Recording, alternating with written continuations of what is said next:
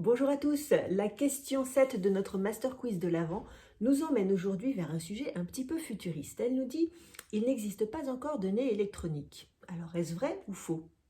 Eh bien c'est faux, il existe effectivement aujourd'hui un outil olfactif électronique qui permet de détecter et d'identifier des odeurs déterminées, de le garder en mémoire pendant une longue période afin de pouvoir le reconnaître quand il se trouve face à cette odeur.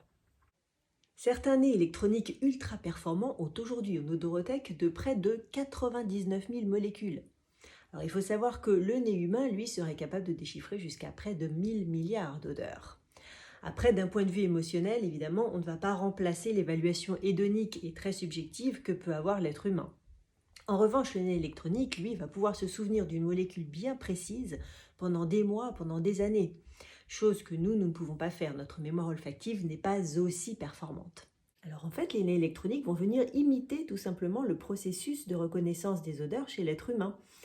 Une fois aspirées, les molécules odorantes viennent se fixer sur des capteurs, un peu comme nos récepteurs olfactifs, qui vont analyser leur empreinte chimique pour créer une espèce de code-barre. Ce code-barre va être envoyé vers une base de données d'odeurs qui va les analyser, les comparer pour retrouver l'odeur associée à ce code-barre.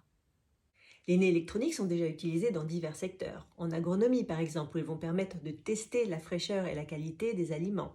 Dans le secteur de la R&D, où on va pouvoir vérifier que les produits respectent bien les attentes des consommateurs en termes d'odeur, en termes de goût, en termes de stabilité dans le temps. Également dans le domaine de la défense, on va pouvoir repérer des explosifs, on va pouvoir repérer également des personnes ensevelies, on va pouvoir repérer des drogues.